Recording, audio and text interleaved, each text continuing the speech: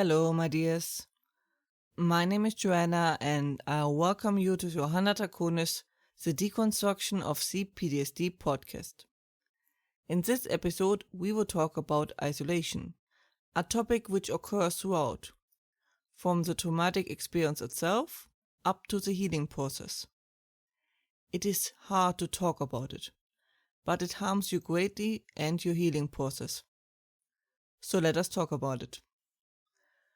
When we talk about isolation in this episode, we refer to both the literal isolation by being separated from everyone else physically, as well as the figurative isolation where people can be around, but you are still isolated. Often it is a mix of both. Isolation is one of these things that trigger our primal instincts and brain. The reason why isolation, no matter which, hits us so hard is because in the past, that was our death sentence. No one alone could survive in the wilderness. Our brain punished us heavily for being isolated, so that we stay in the group at all costs to make sure we survive. While survival is still significantly harder if we are isolated, we no longer need to fight off little wolves. But the brain doesn't really care. It causes issues like depression, weakened immune system, worse sleep, and so on. The isolation, of course, being involuntarily and not an optional choice, where you have the knowledge and option to be able to return to the support. We first talk about the fallout, then the disconnect, and then about adapting. Realizing you have PTSD or having a traumatic experience that results in PTSD is a big enough shock on its own. Something that will change your life forever, and there is a lot of unknowns, threats, misinformations, and the like going around. All of that is hard enough on its own to manage, but then often we also lose our friends, family, job, acquaintances, and the like. From none to everyone, the whole spectrum is there. I usually call it the trauma after the trauma. Of course, the fair weather friends are gone, as one would expect, but it also comes as a friendship test when you really do need help, and your life turns into chaos. Sadly, the illness makes social interactions worse and makes even that harder. You will also learn the hard way how much you can actually rely on people, be it family or friends or the like. From what I usually hear, it is really a fallout, and most is lost. That is not uncommon, and many share that fate, which is especially bitter when you know how important a functioning social network for the healing process is, and how helpful. Feelings of frustration, bitterness, anger, despair, disorientation, and the like are completely natural and understandable. It is important to acknowledge these feelings and to let them out in an as healthy way as possible.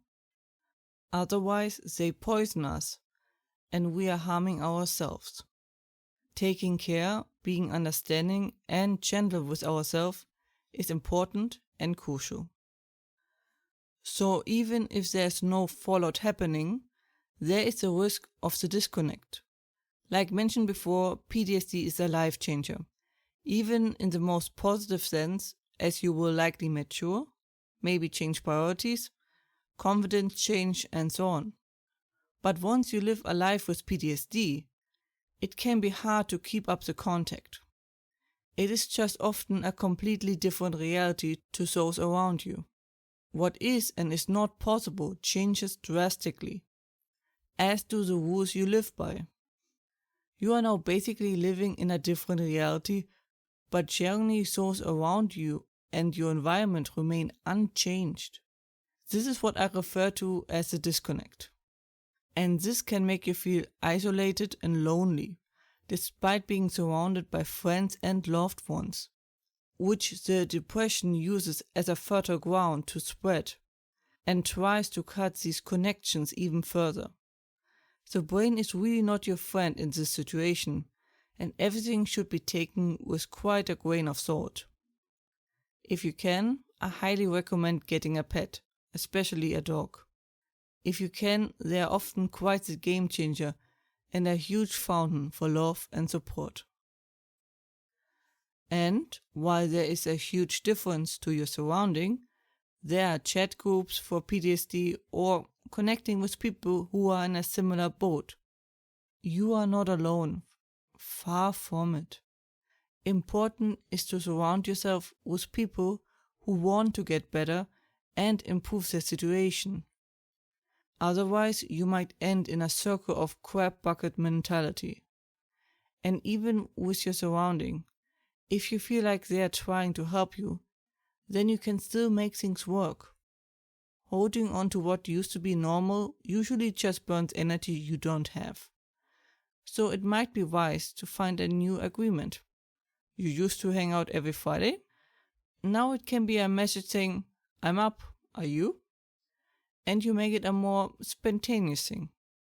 PTSD now dictates your daily routine, and you have to adapt to that. Learn to estimate your moments, see what helps and works, what you can easily do and what not. Things might not be as simple as they were before, but it is like going somewhere new.